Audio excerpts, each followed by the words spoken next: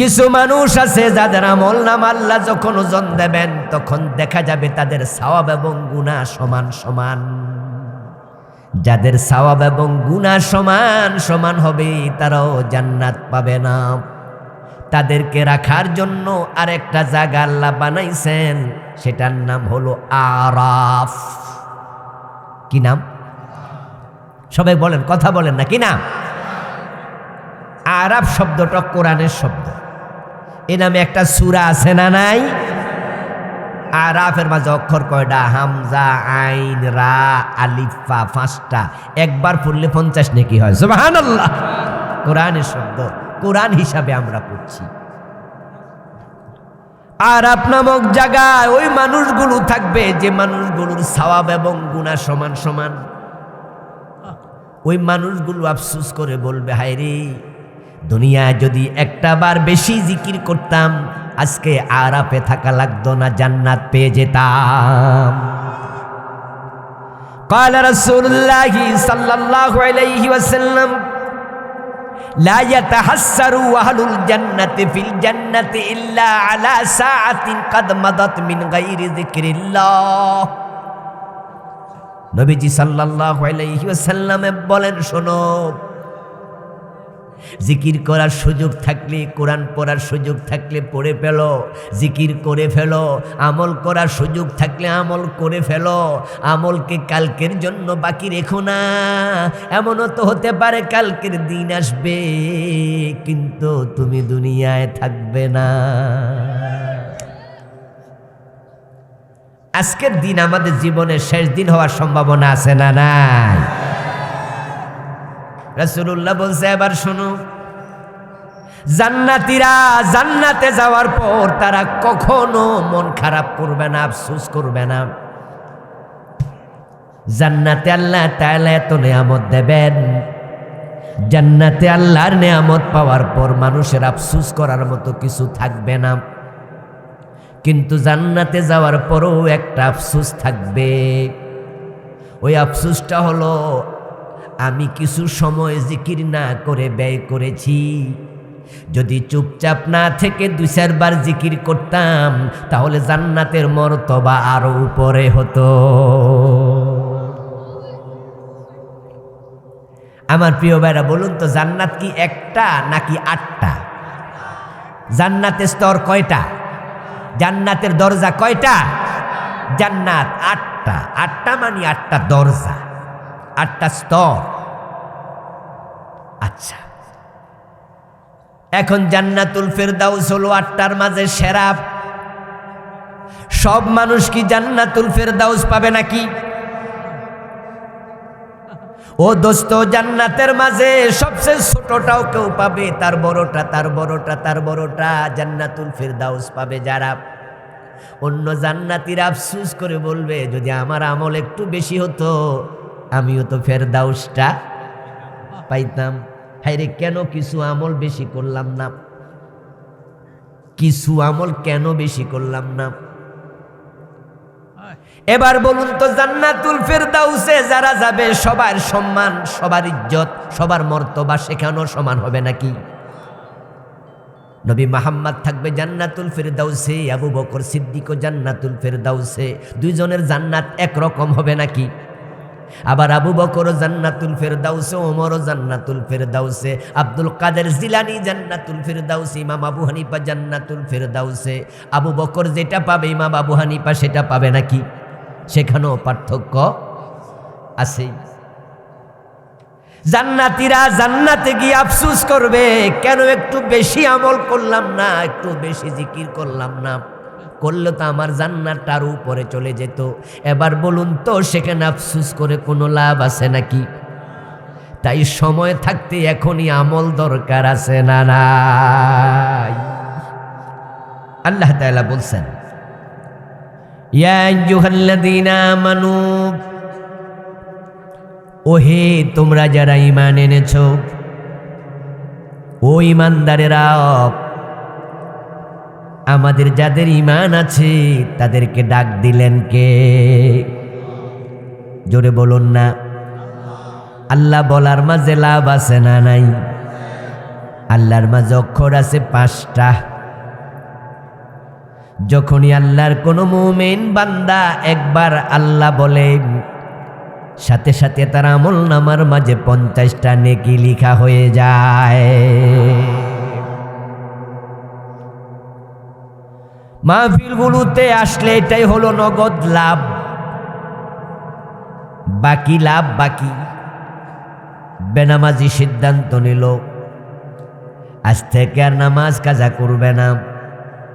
বেরোজগারি সিদ্ধান্ত নিল আগামী বছর থেকে রোজা রাখবে। যদি রোজা রাখে সওয়াব পাবে, রাখবে না তো সওয়াব নাই, এটা বাকি। নামাজ যদি পড়া শুরু করে সওয়াব পাবে, পড়বে না তো সওয়াব নাই, এটাও বাকি। কিন্তু সুবহানাল্লাহ, আলহামদুলিল্লাহ, আল্লাহু আকবার বিভিন্ন শব্দ যেখানে বলেন এটার সওয়াব বাকি না নগদ? এর সাথে সাথে قال رسول الله صلى الله عليه وسلم سبحان الله والحمد لله تملأ الميزان وتملأ ما بين السماء والأرض। নবীজি বলেন, যখন আল্লাহর কোন বান্দা একবার সুবহানাল্লাহ পড়বে, আলহামদুলিল্লাহ পড়বে, সাথে সাথে আকাশ এবং জমিনের মাঝখানে যেই ফাঁকা জায়গা, ওই পরিমাণ সওয়াব আল্লাহ আমলনামায় লিখে দেয়।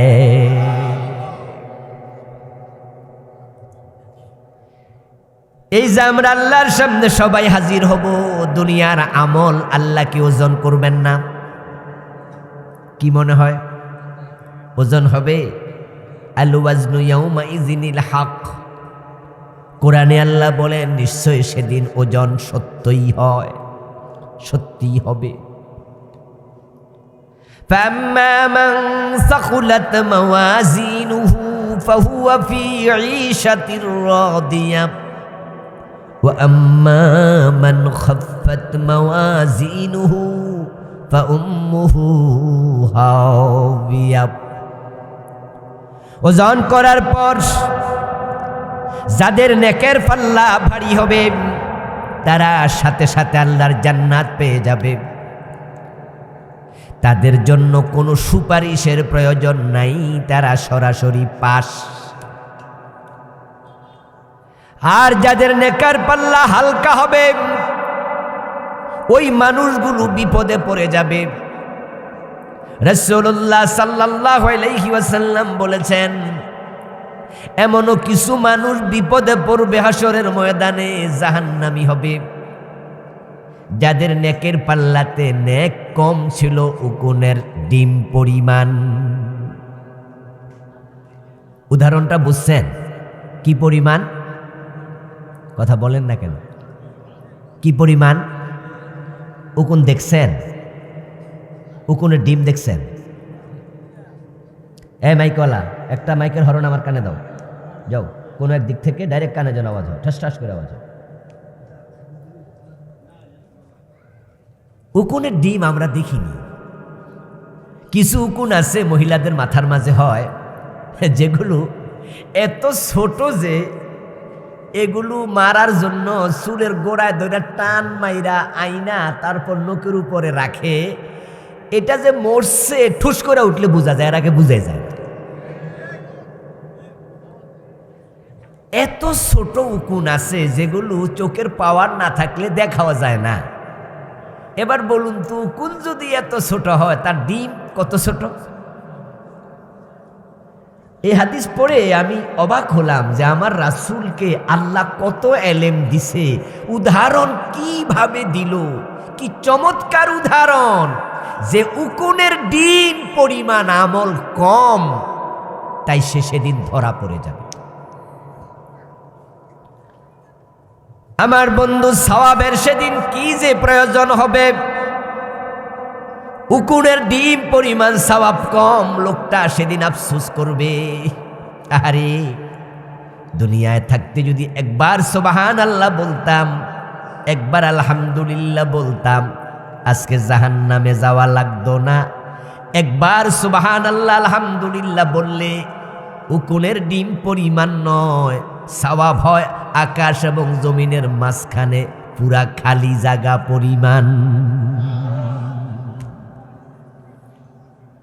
আরে একবার যদি বেশি সুবহানাল্লাহ বলতাম, আরে দুনিয়া কেন একবার সুবহানাল্লাহ বললাম না? সেদিন আফসোস করে কোনো লাভ হবে? সেখানে আমল করা যাবে? আমার ভাইয়েরা 9 সাবজেক্টে পাশ করছে, 1 সাবজেক্ট ফেল করছে। 1 সাবজেক্ট ফেলের কারণে রেজাল্ট 0। রেজাল্ট আসার পরে দেখলো যে সাবজেক্টে ফেল করছে ওই সাবজেক্টে 28 পাইছে, 29 পাইছে, 30 পাইছে, 31 পাইছে। এই অবস্থা দেখলে আফসোসটা কম হয় না বেশি হয়? যদি 10-12 পাইতো তাহলে কিন্তু আফসোস বেশি হইতো না, ও তো ফেল করছি তো করছি কিটা করতাম আর। কিন্তু যখন দেখে 1 নাম্বার বা 2 নাম্বারের জন্য ফেল করছে তখন আফসোস বাইরা যায়, ঠিক কিনা? মানুষ যখন সামান্য সওয়াবের জন্য বিপদে পড়বে আফসোসটা বেড়ে যাবে। আমার বন্ধু, সেদিন সওয়াবের এত জরুরত হবে। কিছু মানুষ আছে যাদের আমল নামা আল্লাহ যখন ওজন দেবেন তখন দেখা যাবে তাদের সওয়াব এবং গুনাহ সমান সমান। যাদের সওয়াব এবং গুনাহ সমান সমান হবে তারাও জান্নাত পাবে না। তাদেরকে রাখার জন্য আরেকটা জায়গা আল্লাহ বানাইছেন, সেটার নাম হলো আরাফ। কি নাম? সবাই বলেন, কথা বলেন না, কি নাম? আরাফ শব্দটা কোরআনের শব্দ। এ নামে একটা সূরা আছে না নাই? আরাফের মাঝে অক্ষর কয়টা? হামজা, আইন, রা, আলিফ, ফা, 5টা। একবার পড়লে 50 নেকি হয়। সুবহানাল্লাহ। কোরআনের শব্দ, কোরআন হিসাবে আমরা পড়ছি। আরাফ নামক জায়গায় ওই মানুষগুলো থাকবে যে মানুষগুলোর সওয়াব এবং গুনাহ সমান সমান। ওই মানুষগুলো আফসোস করে বলবে, হায় রে, দুনিয়ায় যদি একটা বার বেশি জিকির করতাম আজকে আরাফে থাকা লাগতো না, জান্নাত পেয়ে যেতাম। قال رسول الله صلى الله عليه وسلم لا يتحسر أهل الجنة في الجنة إلا على ساعة قد مضت من غير ذكر الله। নবীজি সাল্লাল্লাহু আলাইহি ওয়াসাল্লাম বলেন, শোনো, জিকির করার সুযোগ থাকলে, কোরআন পড়ার সুযোগ থাকলে পড়ে ফেলো, জিকির করে ফেলো। আমল করার সুযোগ থাকলে আমল করে ফেলো। আমলকে কালকের জন্য বাকি রেখো না। এমনও তো হতে পারে কালকের দিন আসবে কিন্তু তুমি দুনিয়ায় থাকবে না। আজকের দিন আমাদের জীবনের শেষ দিন হওয়ার সম্ভাবনা আছে না নাই? রাসূলুল্লাহ বলছে, এবার শোনো, জান্নাতীরা জান্নাতে যাওয়ার পর তারা কখনো মন খারাপ করবে না, আফসোস করবে না। জান্নাতে আল্লাহ তাআলা এত নিয়ামত দেবেন, জান্নাতে আল্লাহর নিয়ামত পাওয়ার পর মানুষের আফসোস করার মতো কিছু থাকবে না। কিন্তু জান্নাতে যাওয়ার পরও একটা আফসোস থাকবে। ওই আফসোসটা হলো, আমি কিছু সময় জিকির না করে ব্যয় করেছি। যদি চুপচাপ না থেকে 2-4 বার জিকির করতাম তাহলে জান্নাতের মর্তবা আরো উপরে হতো। আমার প্রিয় ভাইরা, বলুন তো, জান্নাত কি একটা নাকি 8টা? জান্নাতের স্তর কয়টা? জান্নাতের দরজা কয়টা? জান্নাত 8টা। 8টা মানে 8টা দরজা, 8টা স্তর। আচ্ছা, এখন জান্নাতুল ফেরদাউস হলো 8টার মাঝে সেরা। সব মানুষ কি জান্নাতুল ফেরদাউস পাবে নাকি? ও দোস্ত, জান্নাতের মাঝে সবচেয়ে ছোটটাও কেউ পাবে, তার বড়টা, তার বড়টা, তার বড়টা জান্নাতুল ফেরদাউস পাবে যারা। অন্য জান্নাতীরা আফসোস করে বলবে, যদি আমার আমল একটু বেশি হতো আমিও তো ফেরদাউসটা পাইতাম। হায়রে, কেন কিছু আমল বেশি করলাম না? কিছু আমল কেন বেশি করলাম না? এবার বলুন তো, জান্নাতুল ফেরদাউসে যারা যাবে সবার সম্মান, সবার ইজ্জত, সবার মর্তবা সেখানেও সমান হবে নাকি? নবী মুহাম্মদ থাকবে জান্নাতুল ফেরদাউসে, আবু বকর সিদ্দিকও জান্নাতুল ফেরদাউসে, দুইজনের জান্নাত একরকম হবে নাকি? আবার আবু বকরও জান্নাতুল ফেরদাউসে, ওমরও জান্নাতুল ফেরদাউসে, আব্দুল কাদের জিলানী জান্নাতুল ফেরদাউসে, ইমাম আবু হানিফা জান্নাতুল ফেরদাউসে। আবু বকর যেটা পাবে ইমাম আবু হানিফা সেটা পাবে নাকি? সেখানেও পার্থক্য আছে। জান্নাতীরা জান্নাতে গিয়ে আফসোস করবে, কেন একটু বেশি আমল করলাম না, একটু বেশি জিকির করলাম না, করলে তো আমার জান্নাতটা আরো উপরে চলে যেত। এবার বলুন তো, সেখানে আফসোস করে কোনো লাভ আছে নাকি? তাই সময় থাকতে এখনই আমল দরকার আছে না নাই? আমার প্রিয় ভাইর, আল্লাহ তাআলার নাম উচ্চারণ করতে একটু কৃপণতা করছিলেন, তাই আমি বলছিলাম যে এখানে 5টা অক্ষর আছে, 10 নেকি করে 50 নেকি সাথে সাথে পাবেন। তাই যখনই আমরা প্রশ্ন করব, যখনই আলোচনার গতি উঠবে, দেখবেন কোথাও আশ্চর্য খবর দেব, সাথে সাথে সুবহানাল্লাহ বলবেন, কোথাও দুঃখের খবর দেব ইন্না লিল্লাহ বলবেন, কোথাও আবার সুসংবাদ শোনাবো, তখন নিজে নিজে আলহামদুলিল্লাহ বলবেন, সাথে সাথে নগদ নগদ সওয়াব আমল নামায় যোগ হয়ে যাবে। কষ্ট করে আসছেন তো, 2-4 ঘন্টা সময় নষ্ট হচ্ছে না? এই সময়টা ভালো করে কাজে লাগা দরকার আছে কিনা? প্রিয় দিনী ভাইরা, আল্লাহ তাআলা আমাদেরকে ডাকছেন, ইয়া আইয়ুহাল্লাযীনা আমানু, ও ঈমানদারেরা। এবার সবাই আওয়াজ দিয়ে বলুন তো, আমাদেরকে ডাক দিলেন কে? আল্লাহ। আল্লাহর ডাকে এবার সাড়া দেন। সাড়া দেওয়ার নিয়ম হলো, তিনি যা বলবেন তা মনোযোগ দিয়ে শুনবেন, এবং তিনি যা বলবেন শোনার পরে তা আমল করবেন, তাহলে আল্লাহর ডাকে সাড়া দেয়া হবে। আল্লাহ বলছেন, ইয়া আইয়ুহাল্লাযীনা আমানু, ও ঈমানদারেরা, উদখুলু ফিস-সিলমি কাফা, তোমরা ঈমান এনে কাজ শেষ মনে করো না। ঈমান আনার পরে কাজ শুরু হবে, শেষ নয়। ঈমান যারা এনেছ, এবার ইসলামে পরিপূর্ণ প্রবেশ করো। কে বলতেছেন? বলেন না আবার সবাই, কে? ঈমান আনার পরে কাজ শেষ হবে না শুরু হবে? ঈমানদার এক ওয়াক্ত নামাজও পড়ে না, এমন ঈমানওয়ালা বাংলাদেশে আসেনি? ঈমানদারের পরিচয় দেয় রমাদানে একটা রোজাও রাখে না, এমন আছে? ঈমানদারের পরিচয় দেয় সুদে টাকা লাগাইছে, এমন সুদখোর আজকের মাহফিলও 2-4 জন আছে না নাই? এরা ইসলামে পুরা ঢুকছে তো।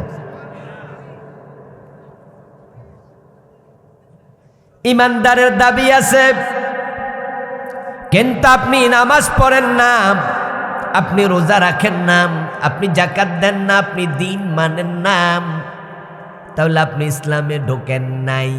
ঈমান আনার পর আপনার কাম শেষ। ও দোস্ত, ইউনিভার্সিটি ভর্তি হওয়ার পরে আর ক্লাস করে না, বেড়া পাস করবো তো। অনেক মেধাবী ছাত্র এসএসসিতে 2টাতে পেয়েছে একবারে জিপিএ 5, গোল্ডেন এ প্লাস প্রতি সাবজেক্টে, খুবই মেধাবী। ঢাকা মেডিকেল কলেজে টিকছে। আপনি ভাবছেন বড় ডাক্তার হবে আমার এলাকার ছেলে, কিন্তু ভর্তি হওয়ার পর আর মেডিকেলে যায় না, ক্লাস করে না, ডাক্তার হবে নাকি? আল্লাহর জান্নাতে যাওয়ার জন্য আপনি কালেমা পড়লেন, আপনি নিজেকে মুসলিম দাবি করলেন, কিন্তু আপনি নামাজ পড়েন না। আপনি জান্নাতের স্বপ্ন দেখবেন, অথচ জান্নাত পাওয়া যাবে না। তাই তো প্রিয় নবীজি বলছেন, মান তারাকা সালাতাম মুতাআম্মিদান ফাকাদ কাফার। যে ব্যক্তি ইচ্ছা করে নামাজ ছেড়ে দেয়, লোকটা কাফের হয়ে যায়, তার ঈমানটাই থাকে না। ওই ঈমানদারেরা ইসলামে পরিপূর্ণ প্রবেশ করো। আমার আল্লাহ যখন বললেন নামাজ পড়ো, তখন নামাজ পড়া হয় ফরজ। আল্লাহ যখন বললেন রোজা রাখো, তখন রোজা রাখা হয় ফরজ। আমার আল্লাহ বলে ইসলামে পরিপূর্ণ ঢুকো। এবার আপনারা বলুন তো, ইসলামে পরিপূর্ণ প্রবেশ করা নফল না ফরজ? ইসলামে আমরা পরিপূর্ণ কয়জন ঢুকছি? বাবা হাজি মেয়েটা বোরকা ছাড়া কলেজে পাঠায়, স্কুলে পাঠায়, এমন বাবা আছে না নাই? ইসলামে পুরা ঢুকলে তো মেয়ে বেপর্দা কলেজে যাওয়ার কথা না। ও ভাইয়েরা, 5 ওয়াক্ত নামাজি নিজের ছেলেকে যখন বিয়ে করায়, তখন নামাজি হাজি সাহেব যৌতুক দাবি করে, এমন হাজি গাজি আছে না নাই? আলেম ওলামা পর্যন্ত এখন যৌতুক খাওয়া শুরু করছে। কিছু কিছু হুজুরও আছে যারা ছেলে বিয়ে করাইতে যাইয়া ডাইরেক্ট চায় না, ঘুরাইয়া গাড়াইয়া চায়, ঠিক না?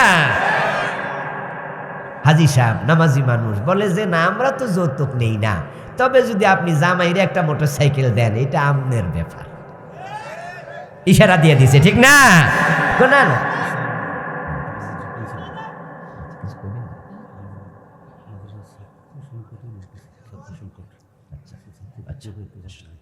এগুলো আপনি আগে করেন না কেন? মাস নামাজের মাহফিলের মাঝখান দিয়ে। আচ্ছা জান, আমার প্রিয় ভাইয়েরা বসেন, প্রিন্সিপাল হুজুরের সামনে দেন। আইন আইন দিয়ে আইন। আরে বড় হুজুর পিছে থাকে।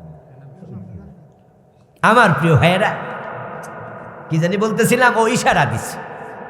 না না, আমরা তো যৌতুক খাই না, আমাদের ফ্যামিলিতে এগুলো নাই, তবে যদি আপনি একটা হেলিকপ্টার দেন, এটা আপনার ব্যাপার।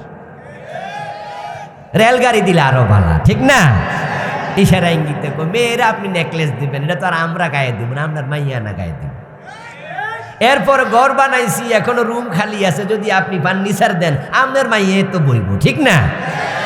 যদি একটা বক্স খাট দেন, তাহলে ঘরের শোভা বর্ধন পাইব। এরপর আপনার ছেলে যদি আপনার জামাইয়ের হাতের মাঝে একটা 50,000 টাকার আংটি, 1 লক্ষ টাকার একটা ঘড়ি শ্বশুর পক্ষ দেয়, তাহলে দোকানে গেলে তো মানুষ আমনের প্রশংসা করব, আমি তো আর হাতে দেব না। এরপরে তবে আমরা যৌতুক নেই না। এই জাতীয় হারামি আছে না নাই? তুমি হাজি যৌতুক চাচ্ছ, ইসলামে তুমিও পরিপূর্ণ প্রবেশ করো নাই। আমার বন্ধু, ইসলামে পরিপূর্ণ প্রবেশ করা ফরজ। যে ব্যক্তি নামাজ পড়লো, জোহর আসর পড়ে নাই, যদি আসর না পড়ে জোহর পড়লো, তখন আসরের টাইমে লোকটা নামাজি না বেনামাজি? রমজানে রোজা রাখছে শুক্রবার, শনিবার রোজা ভাঙ্গা লাইছে, শনিবারে সে রোজদারি না বেরোজদারি? ইসলামের কিছু মানছে, কিছু মানে নাই। যেখানে মানে নাই, লোকটা ইসলামের ভিতরে না বাহিরে, সে বে ইসলামী। আপনি জোহর পড়েছেন সত্য, আসর পড়েন নাই, আসরের টাইমে আপনি নামাজি দাবি করতে পারবেন না। আপনি শুক্রবারে রোজা রেখেছেন, শনিবারে রাখেন নাই, শনিবার আপনি নিজেকে রোজাদার দাবি করার অধিকার নাই, আপনি মিথ্যুক। যদি শনিবারে রোজা ভাঙ্গ কোন যা আমি একজন রোজদার, তাহলে রোজা ভাঙছেন একটা অন্যায়, মিছা কথা কইছেন আরেকটা অন্যায়, মিথ্যু। তা আপনি নিজকে মুসলিম বললেন, অথচ ইসলামের এ জায়গায় আছেন, ওই জায়গায় আপনি নাই। মুসলিম শব্দের অর্থ তো হলো আত্মসমর্পণ করা, আত্মসমর্পণকারী। ইসলাম মানে আত্মসমর্পণ করা। যে ব্যক্তি আল্লাহর কাছে নিজেকে সঁপে দেয়, সে আল্লাহর কথার বাহিরে চলার অধিকার তার আর নাই। আপনি ইসলামের কিছু মানবেন, কিছু মানবেন না, এই চিন্তা যদি সজ্ঞানে আপনি করেন, বুঝে শুনে করেন, তাহলে আসলে আপনি ইসলামের ভিতরে ঢুকলেনই না, আপনার ঈমানই নাই। বাংলাদেশে অধিকাংশ মানুষই আসলে মুসলমান না। অধিকাংশ লোক মুমিন না, অধিকাংশ কাফের এবং মুশরিক। তারা বুঝে না, কারণ সে ভাবছে আমি তো নামাজে গেছি ফজরে, জোহরে, আসরে, আমি কেমনে মুশরিক, আমি কেমনে কাফের। قال رسول الله صلى الله عليه وسلم يأتي على الناس زمان يجتمعون في المساجد ليس فيهم مؤمن। নবীজি সাল্লাল্লাহু আলাইহি ওয়াসাল্লাম বলেছেন, এমন একটি জামানা আসবে যে জামানার মানুষগুলো মসজিদে জামাতের সাথে নামাজ পড়বে, একটাও মুমিন নয়, ঈমান একটারও থাকবে না। ও দোস্ত, আপনি ভাবছেন কেমনে আমি কাফের হব? কাদিয়ানি যেমনে হইছে।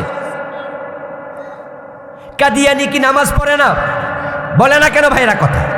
কাদিয়ানি রোজা রাখে না, দাড়ি টুপি নাই, পায়জামা পাঞ্জাবি পরে না, মেসওয়াক পাগড়ি পরে না। কাদিয়ানির মসজিদের মুয়াজ্জিন আশহাদু আল্লা ইলাহা ইল্লাল্লাহ এই আযান দেয় না, আশহাদু আন্না মুহাম্মাদার রাসূলুল্লাহ বলে না। তো কালেমা পড়লে যদি মুমিন হয়, কাদিয়ানির মুয়াজ্জিন তো দিনে 5 বার কালেমার আযানই দেয়। এরে কাফের কোন কোন ফতুয়া?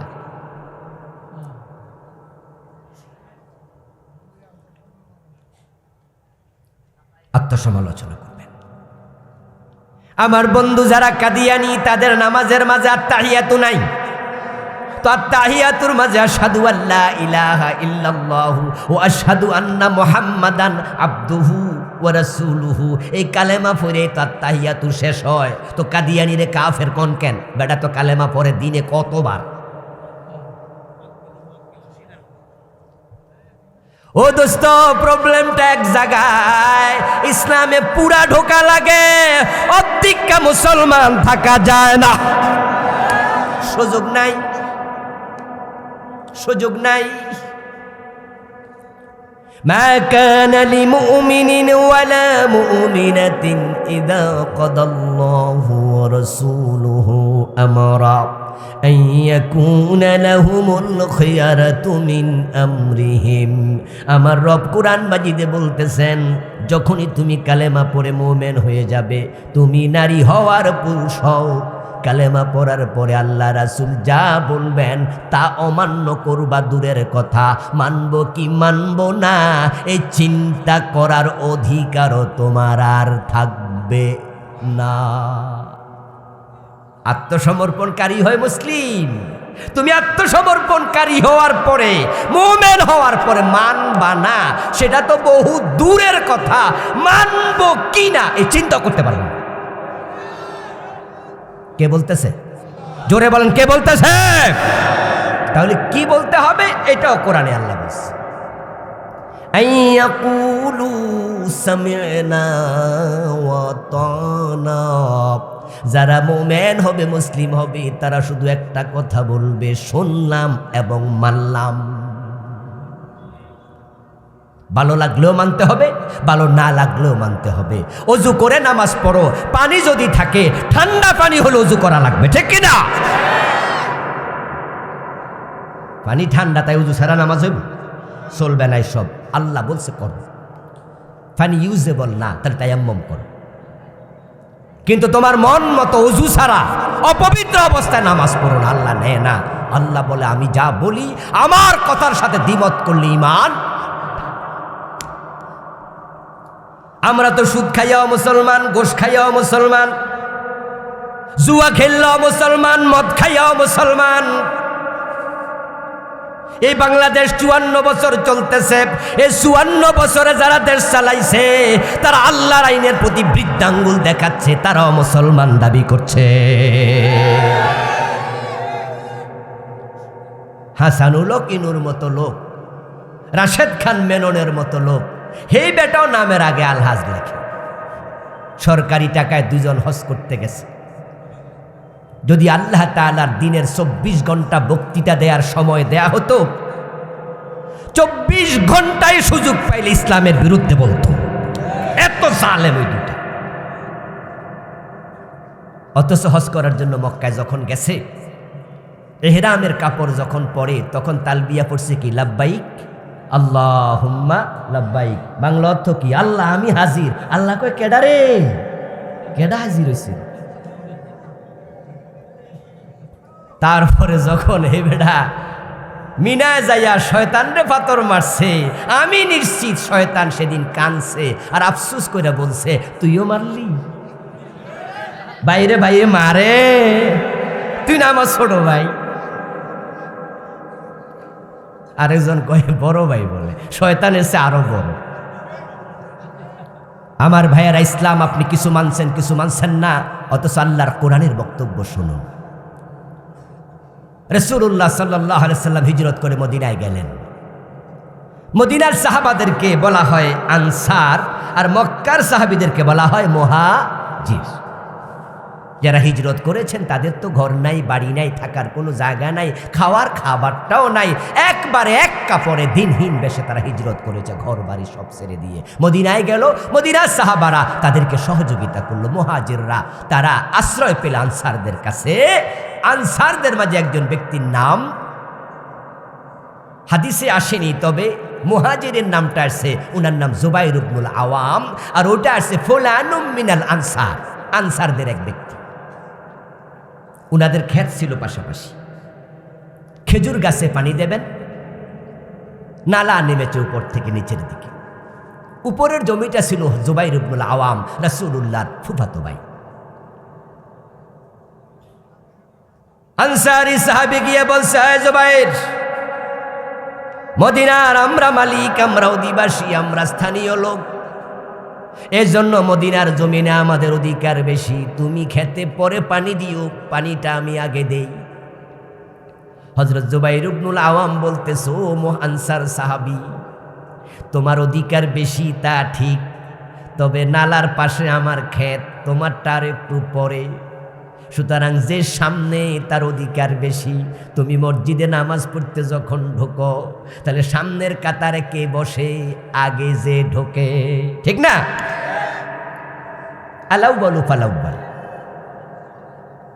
মসজিদে যদি এলাকার রিক্সাওয়ালাও ঢোকে, ভিক্ষুকও ঢোকে, সে আগের কাতারে বসার অধিকার আছে না নাই?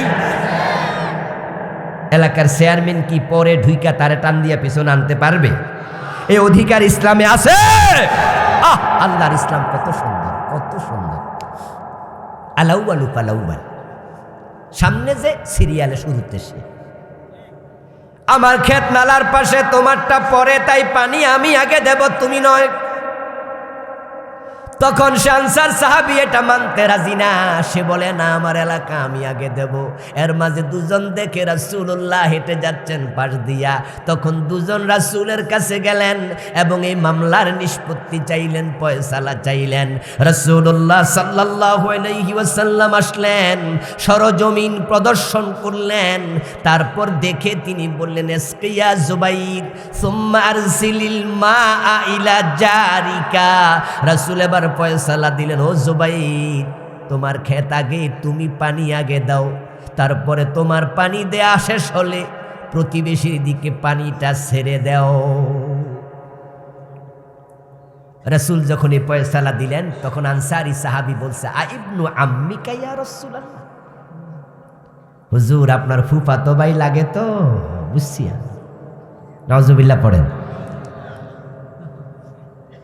ফাতালাওয়ানা ওয়াজহু রাসূলিল্লাহি সাল্লাল্লাহু আলাইহি ওয়াসাল্লাম, প্রিয় নবীর চেহারাটা রাগে লাল হয়ে গেল। আমি নবী, তুমি মুসলমান, তুমি এই মন্তব্য কেমনে করলা? আমি বুঝি ফুফাতো ভাইয়ের টান টানছি, আমি বুঝি স্বজন প্রীতি করছি, তুমি এটা কেমনে বললা? রাসূলুল্লাহর চেহারা লাল হয়ে গেল। এর মাঝে জিবরিল আমিন হাজির, আল্লাহ তাআলা কোরআনের আয়াত নাজিল করে দিলেন, ফালা ওয়ারাব্বিকা লা ইউমিনুনা হাত্তা ইউহাক্কিমুকা ফীমা শাজারা বাইনাহুম সুম্মা লা ইয়াজিদু ফী আনফুসিহিম হারাজাম মিম্মা কাদাইতা ওয়া ইউসাল্লিমু তাসলিমা। সবাই আওয়াজ দিয়ে সুবহানাল্লাহ পড়েন। মাইকলা একটা হরন কানে দিতে কইছি, তো তোমার আওয়াজ বাড়াইতে বলি না, আমি একটা হরন ঘুরাইতে বলছি, তো কয়বার কইলে তুমি শুনবা? আল্লাহ আয়াত নাজিল করলেন, ও নবী আমি আল্লাহ কসম করতেছি আমার নিজের ফালা ওয়া রাব্বিকা, তোমার রবের কসম। রাসূলের রব কে? আয়াত নাজিল করছে কে? কসম খাইতেছে কে? আল্লাহ নিজে নিজের কসম করে বলতেছে, শক্ত শব্দ, আমি আল্লাহ আমার কসম করছি। লা ইউমিনুন, এই মানুষগুলো মুমিন নয়। ওই যে আমি বলছি নামাজ না পড়াও মুমিন, ঠিক না? বরং আমরা যদি জিগাই কিরে ভাই নামাজ পড়স না, কয় যে নামাজ না পড়লে কি হয়েছে? ঈমান শক্ত। অধিকা ইসলাম মেনে আমরা ভাবছি আমরা মুমিন। কাদিয়ানি কোরআনের একটা মানে না, তারা কাফের। আর আমরা ডজন ডজন বাদ দিছি। কাদিয়ানি নবী মুহাম্মদকে শেষ নবী মানে না, তাই বাকিগুলা মাইনাও লাভ নাই, কাফের হয়ে গেল। ইবলিস শয়তান আদমকে সেজদা করতে রাজি হয় নাই। ইবলিস শয়তান মুমিন না কাফের। শয়তান আল্লাহর কয়টা কথা মানে নাই? ভাইরা কথা না বললে মজা পাই না তো, বলেন না। শয়তান কয়টা মানে নাই? কাদিয়ানি কয়টা মানে না? চোর ধরে হাত কাটো এই আইন কোরআনে আছে না নাই? 54 বছরে কয়দিন মানছেন? জেনা করলে 100 বেত লাগাও, বিবাহিত হলে পাথর মারো, এই আইন কোরআন হাদিসে আছে না নাই? 54 বছরে কয়দিন মানছেন? আল্লাহ কোরআন মাজিদে বলছেন, লাহুল খালকু ওয়াল আমরু, সাবধান সৃষ্টি যার, আইন চলবে শুধুই তার। 54 বছরে আল্লাহর আইন বাংলাদেশে কয়দিন চলছে? তো শয়তান মানে নাই কয়টা? ঈমান আছে না গেছে? আমরা মানি না কয়টা? আমাদেরটা যায় না, সুপার গুলো দিয়া লাগাইছি।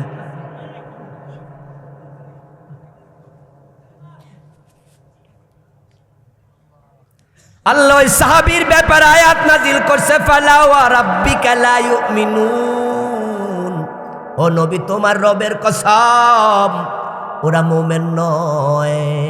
কি শব্দ রে ভাই, মুমিন নয়। হাত্তা ইউহাক্কিমুকা ফীমা শাজারা বাইনাহুম, ততক্ষণ পর্যন্ত যতক্ষণ পর্যন্ত তাদের সব ব্যাপারে তোমাকে হাকিম না বানাবে, তুমি নবী মুহাম্মদ যা বলো তা মানতে রাজি হবে না, তারা মুমিন হতে পারবে না। এখন রাসূলুল্লাহ বলছেন, আমার মেয়ে ফাতেমা চুরি করলে আমি তার হাত কাটবো, এমন হাদিস আছে না নাই? রাসূল যদি বাংলাদেশে থাকতেন চোরদের হাত কাটতেন কিনা? তো 54 বছর আমাদের নেতারা তো একজনের হাতও কাটলো না। তো রাসূলের কথা না মানলে মুমিন থাকে কেমনে? জোর কইরা থাকবো, অসুবিধা কি? আমরা কাদিয়ানীদেরকে বলছি না কাদিয়ানীরা কাফের। আচ্ছা, কাদিয়ানীরা কি আমাদের ফতুয়া নিছে? হেরা কি তাওবা কইরা সব ভালো হয়ে গেছে? বরং হেরা হেরা জায়গাত আছে। তা আমরা যদি এই বড় প্রিন্সিপাল হুজুর সহ, দামতি আলিয়ার প্রিন্সিপাল সহ, দেবিদ্দারের বড় বড় আলাউদ্দিন ভাই সহ 100 জন বড় প্রিন্সিপাল পাঠাইয়া দেই, এই কাদিয়ানী তোমরা কাফের, ফতুয়া নিব? যারা মাইজবান্ডার দরবার শরীফে যাইয়া পীরের পায়ে সেজদা দেয়, আমরা বলি পীরের পায়ে সেজদা দিলে শিরিক হয়, বলি না আমরা? আচ্ছা, আমাদের ফতুয়া শুই না তারা কি সেজদা বন্ধ করছে? হেরা মুস্কি হাইসাকে, হুজুর আমনের ফতুয়া আমনের কাছে নে না। পাশের বাড়ির ভাবি আসছে, এ বাড়ির ভাবির সাথে গল্প করছে, এর মাঝে ভাবির জামাই আসছে, আইসা কিলিয়া টকজগ লাইগা জাগায় 3 তালাক মেরে দিছে।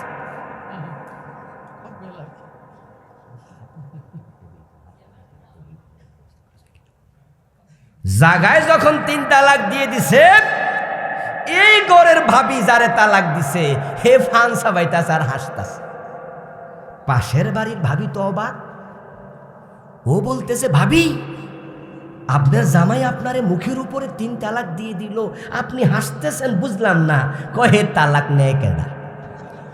কহে তো এরকম তালাক আমার আগে 100-র উপরে দিয়াই রাখছে, আবার রাতে একসাথে হইয়া থাকে। তো এই জন্য হে তালাক শুনতে শুনতে আমার এই তালাক এখন আর তালাক মনে হয় না। আপনি আশ্চর্য হয়েছে না আমার কাছে? এটা ও তালাকই নেয় না। ও দোস্ত, কাদিয়ানীকে আমরা কাফের বলছি, তারা আমাদের ফতুয়া নেক আর না নেক আল্লাহর সামনে গিয়ে যখন দেখবে ঈমান নাই তখন বুঝবে, ঠিক কি না? তখন বুঝবে। পীরের পায়ে যারা সেজদা দিচ্ছে তাদেরকে আমরা বলছি তোমরা শিরিক করছো, সেজদার মালিক একমাত্র কে? তারা আমাদের ফতুয়া নেয় না, বরং এটার নাম দিছে সেজদায়ে তাজিমি। উল্টা পাল্টা কথা বলে তারা পীরের পায়ে সেজদা চালাচ্ছে, আখেরাতে গিয়ে বুঝবে তখন ধরা খাবে, ঠিক কি না? আপনারা যারা আল্লাহর ইসলামকে পুরা মানেন না, মসজিদে ইসলাম মানে আদালতে আর মানে না, ঠিক কি না? নামাজে ইসলাম মানে দেশ চালাইতে গেলে সংসদে আর মানে না। মসজিদের হুজুর যদি মাগরিবের নামাজ 2 রাকাত পরে সালাম ফিরাইয়া ফেলে, আমরা কি সালাম ফিরাবো না লোকমা দেব? কারণ রাসূল আমাদের আদর্শ, তিনি আমাদের একমাত্র অনুকরণীয়, অনুসরণীয়। উনি নামাজ পড়ছে যেভাবে আমরা পড়ব সেভাবে। তাই যদি আমার বাবা ইমাম হয়, আমি মুক্তাদি হই, বাবা 2 রাকাত পরে সালাম ফিরায়, ছেলে হিসাবে আমি বাবাকে ছাড় দেব না। আমার বন্ধু, আমি রাসূল ছাড়া কাউকে অনুসরণ করে নামাজ পড়ি না। এবার বাংলাদেশে যারা বিএনপির লোক আছে, আওয়ামী লীগের লোক আছে, জাতীয় পার্টির লোক আছে, নেজামে ইসলামের লোক আছে, হেফাজতে ইসলাম, জামাত ইসলাম আছে, তারা কি মসজিদে রাসূল মানে না? না আমি একা মানি? সবাই মানে না। কিন্তু এবার এই নেতারা সংসদে গেলে রাসূল যেমনে দেশ চালাইছে এমনে চালাইতে রাজি কেন হয় না? তাহলে ইসলাম এক জায়গায় মানে, আরেক জায়গায় মানে না। সুবিধাবাদ জিন্দাবাদে মোমেন হওয়া যায় না।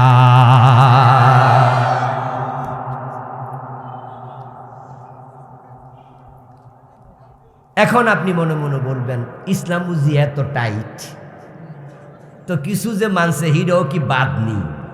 এজন্য আমাদের দেশের লোকেরা কিন্তু ইসলাম অর্ধেক মেনে জান্নাতে যাওয়ার স্বপ্ন দেখে।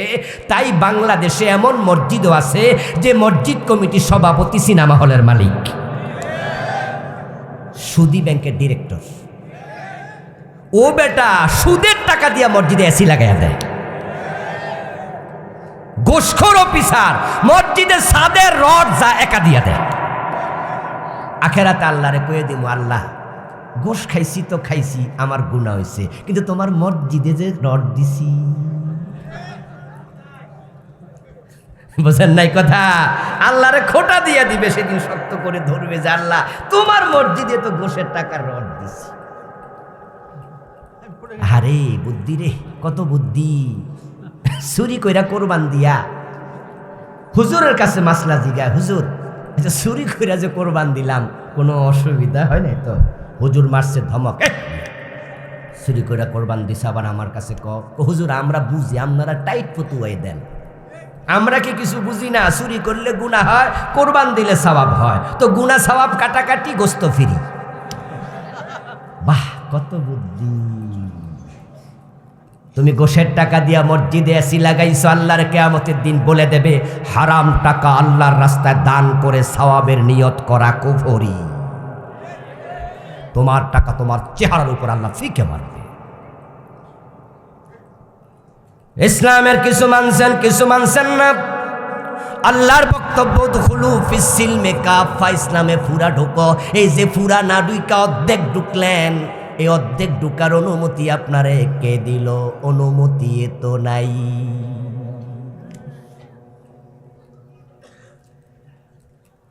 আমার ভাইয়ের একটা প্রশ্ন করব, গ্রাম্য প্রশ্ন, একবারে সহজ সরল প্রশ্ন। আপনার বউ যখন সে নিজের বাবার বাড়িতে থাকে, আপনি শ্বশুর বাড়ি বেড়াইতে আসছেন, তখন আপনার বউ আপনার সব কথা শোনে, কিন্তু যখন জামাই বাড়িতে যায় তখন জামাইয়ের কথা না শুনে দেবরের কথা শোনে। আচ্ছা, এ বনিয়া সংসার চলবে তো? আপনি তো বলবেন কি রে, আমার বউ, আমার বাড়ি, আমার ঘর, কথা শোনা আমার ছোট ভাই, তাইলে তলে তলে কি, তলে তলে কিছু একটা আছে নাকি? এটার নাম হইল ফরকিয়া। বউ আপনার কথা শুনবে, আপনার শ্বশুর বাড়িতেও আপনার, বাপের বাড়িতেও আপনার। আল্লাহর বান্দা মসজিদে কথা শুনবে আল্লাহর, আদালতেও আল্লাহর, সংসদেও আল্লাহ। না হয় শয়তানের সাথে তোমার পরকীয়া চলছে।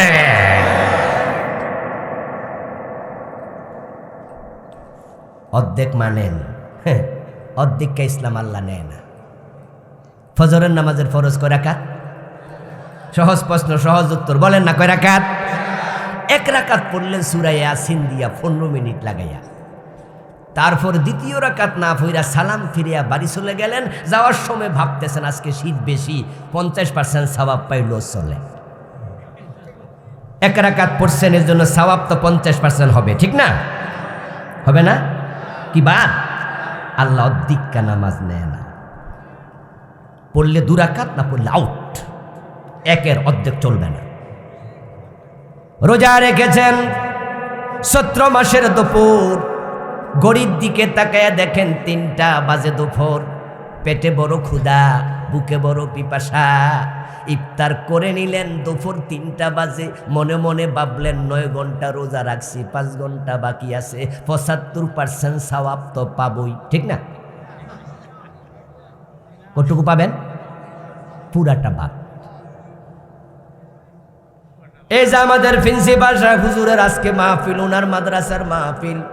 উনি বড় লোক মানুষ, আজকে সিদ্ধান্ত নিয়ে আসছে যে আমার যত শ্রোতা আসবে প্রত্যেককে 1000 টাকার একটা নোট যাওয়ার সময় হাদিয়া দেব। একবারে ঘোষণা দিয়া হুজুর 2-3 জন ছাত্র লইয়া গেটের একবারে সামনে দাঁড়াইছে। ও শ্রোতা ভাইয়েরা, 1000 টাকা করে হাদিয়া দেব আজকের মাহফিলে। আপনারা বলবেন হাদিয়া দেওয়া সুন্নত, হাদিয়া নেওয়া সুন্নত, অসুবিধা নাই। আমি আবুল কালাম আজাদ, আমার 1000 টাকা হাদিয়া দিলে আমি নেব। সুদের টাকা দিলে নেব না, হারাম টাকা নেব না, জাকাত 1 কোটি দিলেও নেব না, ঠিক কি না? হাদিয়া নেয়া জায়েজ, আমিও যাব হুজুর, আমারও 1000 দেন, অসুবিধা কি? কিন্তু উনি কি করলো, 1000 টাকার নোটটারে ভাঁজ কইরা মাঝখানে ছিঁড়া অর্ধেক অর্ধেক দেয়া শুরু করলো। কইলো মানুষ বেশি, অর্ধেক নেন। কে কে নিবেন? নিবেন নিবেন? কারণ 1000 টাকার অর্ধেক 500, কি 500 না? 000। যখন নামাজ ছিল 2 রাকাত, আল্লাহর কাছে দাম ছিল। রোজা যখন পূর্ণ, আল্লাহর কাছে দাম ছিল। 1000 টাকার নোট যখন ছিল গোটা, তখন এটার মূল্য ছিল। যখন অর্ধেক বানাইছো, 0 হয়ে গেছে। ইসলাম যারা পুরা মানবে তারাই জান্নাত পাবে, যারা অর্ধেকটা বানাবে তাদের ঈমান 0 হয়ে যাবে।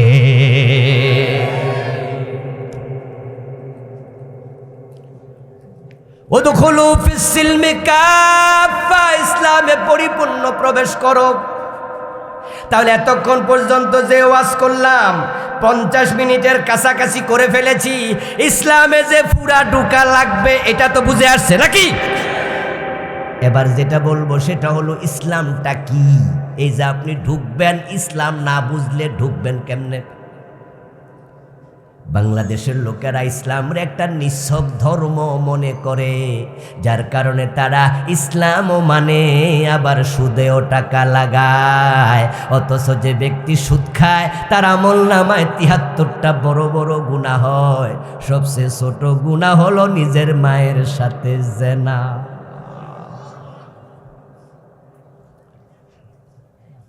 কপালে কালো দাগ আছে, নামাজ পড়ে তাহাজ্জুদ সহ, কিন্তু গোশ না দিলে সিগনেচার করে না।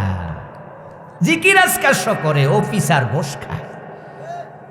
আমি দামতি আলিয়ার ছাত্র, এই কথাটা আমি একাধিক জায়গায় বলেছি, আজকেও বলতেছি। আপনাদের দেবীর দ্বারে তো আমাদের প্রিন্সিপাল ছিলেন পীর সাহেব আব্দুল হালিম রাহেমাহুল্লাহ। আল্লাহ উনার কবরকে জান্নাতের টুকরা বানাইয়া দাও, বলে না আমিন। আপনারা জানতেন যে উনি পীর সাহেব আবার প্রিন্সিপাল, কিন্তু অফিসিয়াল ব্যাপারে তিনি মাথা ঘামাতেন না, সবটাই দেখতো আমাদের কেরানি আব্দুর রহিম সাহেব। এখানেও অনেক ছাত্র দামতি আলিয়ার। হুজুর কোন দামতি আলিয়া পড়ছেন? হুজুরও দামতি আলিয়ার প্রিন্সিপাল, যদি আমাদের অনেক সিনিয়র। আমি 6 বছর পড়ছি এখানে। আমরা দেখতাম যে পুরো অফিস মেনটেন করছে কেরানি সাহেব। একদিন বললেন যে হুজুর আলোচনা করছেন খানকায়, আমাদের মাদ্রাসার প্রতি 3 বছর পর পর একটা মঞ্জুরি হয়, সরকারি একটা আইন। এখন হুজুরি আইনটা তো আছে নাকি? 3 বছর না 5 বছর মঞ্জুরিটা? 3 বছর, 5 বছরও আছে, 5 বছরও আছে। আমাদের মঞ্জুরি শেষ হয়ে গেলে এটা আবার নতুন করা লাগে। কেরানি সাহেব খেয়াল করে নাই, পীর সাহেব হুজুর তো মাথা ঘামাই না। এমন সময় কাগজ সামনে আসছে, আর সময় আছে মাত্র একদিন। হুজুর বলতেছে আমার কাছে আইসা, আব্দুর রহিম সাহেব বলল যে হুজুর মঞ্জুরি তো শেষ, এখন সময় আছে শুধু কালকের দিন। যদি ঢাকায় আজকে এবং কালকের ভিতরে না যাই তাহলে তো পরে কাগজ ফেল করলে আবার ফেস লাগবে। প্রিন্সিপাল হুজুর আব্দুল হালিম সাহেব বললেন যে তানগা টিউনু থেকে সিগনেচার আনেন, টিউনু তো সভাপতি, সিগনেচার আইন আপনি ঢাকা যানগা, মঞ্জুরি নতুন করে আনেন, নবায়ন করেন। আব্দুর রহিম সাহেব দেবিদ্দার আসলো দৌড়মাইরা। দেবিদ্দার আসছে বিকালে যে কালকে সকালে আমি যাব, সিগনেচারটা নিয়ে রাখি। টিউনু সাহেব আইসা দেখে নতুন, আগের জন নাই, নতুন এক টিউনু। উনি হয়তো জানেনও না যে নতুন টিউনু আসছে। উনি বললেন যে স্যার আমি ধামতে আলিয়া মাদ্রাসা থেকে আসছি, পীর সাহেব হুজুর পাঠাইছে, আমাদের নবায়ন লাগবে, মঞ্জুরি, আপনি একটু সিগনেচার দেন। টিউনু সাহেব মুখের দিকে ছায়া কয়, আপনার মাদ্রাসা আমি সিগনেচার দেবো, আমার লাভ কি? আমার লাভ কি? বলে স্যার আপনি তো সভাপতি। তা তো বুঝি আমি সভাপতি, বেতন খান আপনি, বেতন খান আপনারা, সাইন করব আমি। যদি হয় তাহলে আমারও কিছু দেন, আপনারাও খান, তাহলে মিল্লা মিশা কুমিল্লা, মিল্লা জিল্লা কি চলবে, আমরা একসাথে চলি। এবার আব্দুর রহিম সাহেব বলল, স্যার আমাদের মাদ্রাসা তো পীর সাহেব হুজুর চালায়, হুজুর তো এসব কাজে নাই, টাকা পয়সা কোথাও দেয় না, আর আমাদের মাদ্রাসা তো বিশাল মাদ্রাসা, এখানে এসব লাগেও না, আমাদের ছাত্রের অভাব নাই, সব ঠিক আছে, প্লিজ স্যার। উনি কয় যান, আপনার ফিলিশ মিলিশ নেই।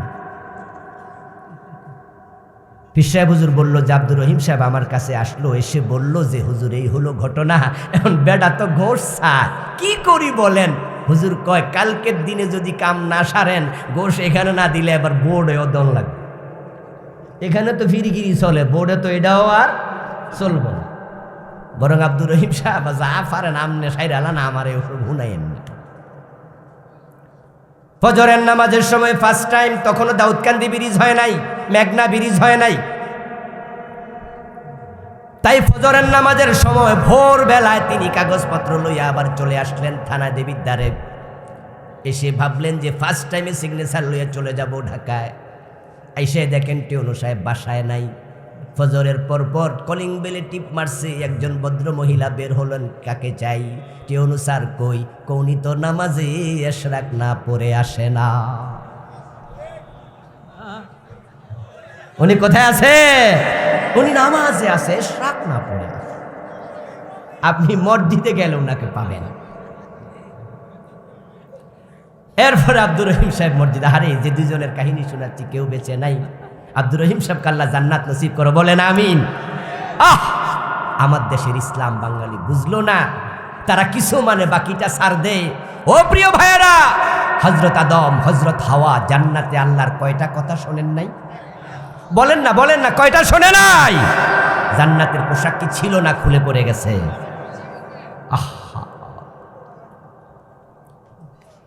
فلما ذاق الشجرة بدت لهما سوآتهما طفقا يقصفان عليهما من ورق الجنة।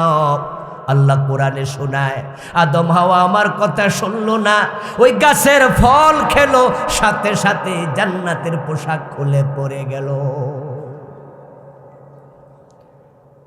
বলুন তো জান্নাতের পোশাক দিছে কে?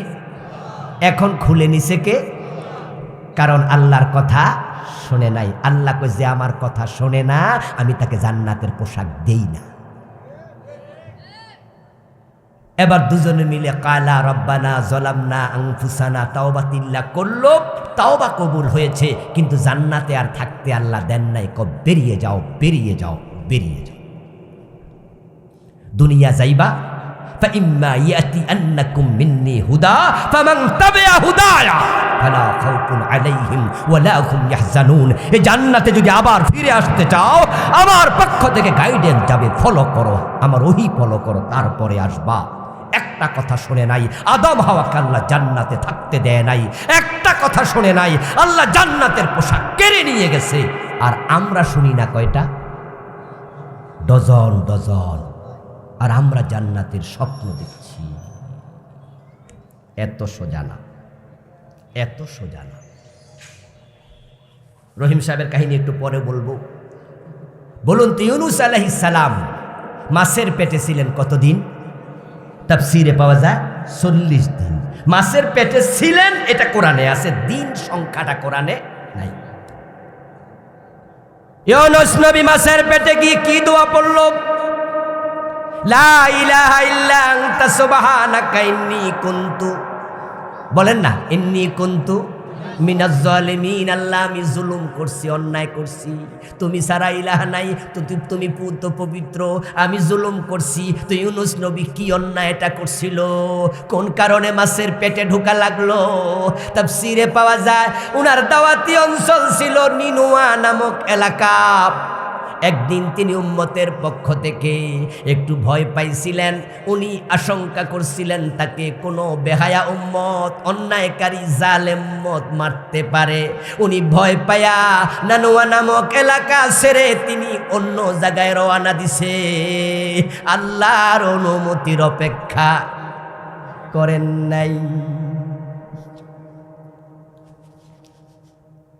এই যে আমাদের জয়পুর মাদ্রাসার প্রিন্সিপাল হুজুর, আগামী দিন যদি উনি অফিস টাইমে মাদ্রাসায় না থাকে, ডিসি সাহেব আসে অথবা উনার মাদ্রাসার যে সভাপতি ডিসি বা ডিসি এসে যদি অফিসে না পায়, উনারা জিজ্ঞাসা করবে না প্রিন্সিপাল হুজুর কোথায়?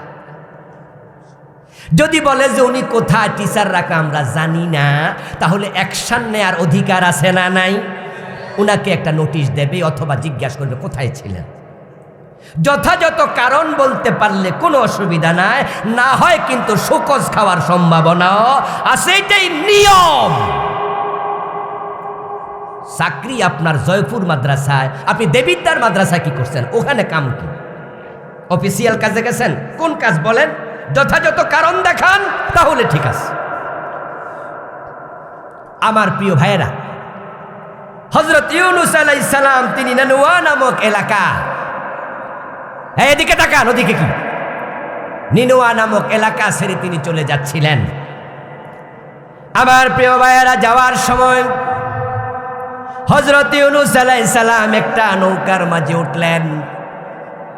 ওই নৌকার মাঝে ওঠার সাথে সাথে নৌকাটা কাঁপতে শুরু করেছে।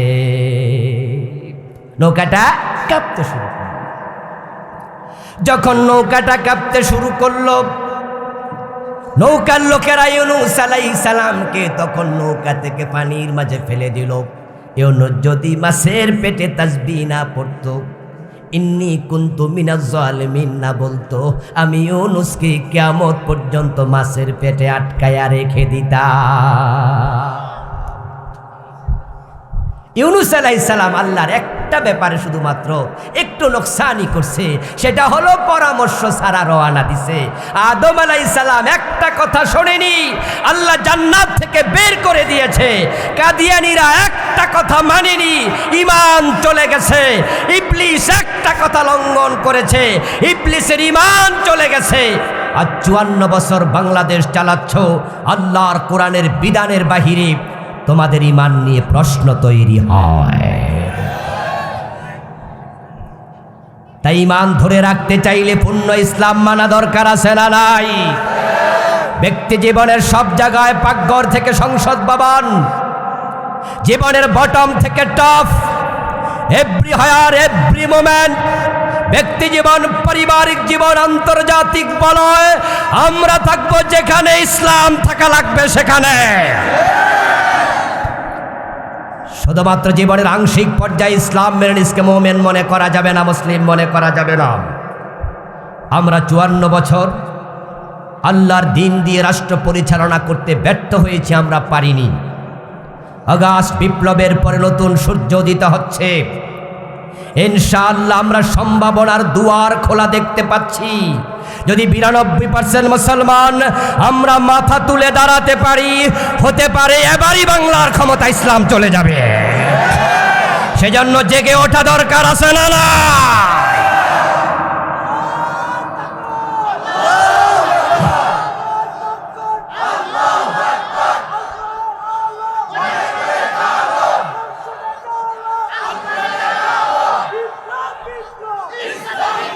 আমার প্রিয় ভাইয়েরা, আমাদের যুবকেরা ছাত্ররা এবার বিপ্লব দেখাইছে একটা, আমরা আরেকটা বিপ্লব দেখার অপেক্ষায় আছি। আগে ভাবতাম ইসলামী বিপ্লবের জন্য আমাদের কত রক্ত সাগর পাড়ি দিতে হয় জানি না, কত হিমালয় ডিঙ্গাতে হয় জানি না। চারিদিকে ভারত এবং মায়ানমারের সীমা, আর একদিকে সাগর, একটি সুই দিয়ে সহযোগিতা করার মতো জমিন আমাদের জন্য নেই। আমাদের হিন্দু এবং বৌদ্ধরা আমাদেরকে নখে তুলে মারার অপেক্ষায় আছে। তারা আমাদেরকে সহযোগিতা করার জন্য কোনো মুসলিম দেশকে অনুমতি দেবে না, সমুদ্র সীমা ব্যবহার করতে দেবে না, আকাশ সীমা ব্যবহার করতে দেবে না। বিপ্লবের জন্য জিহাদ প্রয়োজন হয়, অস্ত্রের প্রয়োজন হয়, প্রশিক্ষণের প্রয়োজন হয়। কোথায় পাবো অস্ত্র, কোথায় পাবো প্রশিক্ষণ? বিপ্লব হয়তো হবে না, ঈসা নবী আসার আগ পর্যন্ত অপেক্ষাই করতে হবে। কিন্তু এবারের যুবকেরা দেখিয়ে দিয়েছে অস্ত্র ছাড়া বিপ্লব করা যায়। অগাস্ট বিপ্লবে যে 2000 শহীদ হয়েছে, আমাদের সন্তানরা বাইরে রাস্তায় নেমেছে, ওদের হাতে কি এলএমজি এসএমজি ছিল? আমাদের ছাত্রদের হাতে কোনো অস্ত্র ছিল?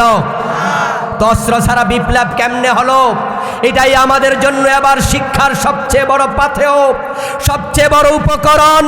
বিপ্লবের জন্য অস্ত্র লাগে না, আবু সাইদের মতো বুক পেতে সাহস নিয়ে রাস্তায় দাঁড়ানো লাগে।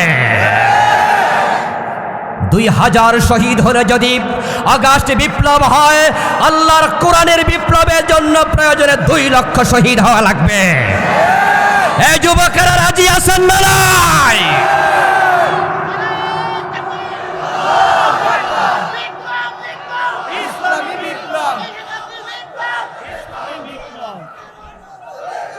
আমার প্রিয় ভাইয়েরা, আসল ইসলামকে আমরা পরিপূর্ণ ফলো করি। ইসলাম নিছক কোনো ধর্ম নয়। আল ইসলাম হুয়া তিলকা শারা'i আল্লাতী ইয়াতাহাক্কাকু বিহাস সালাম।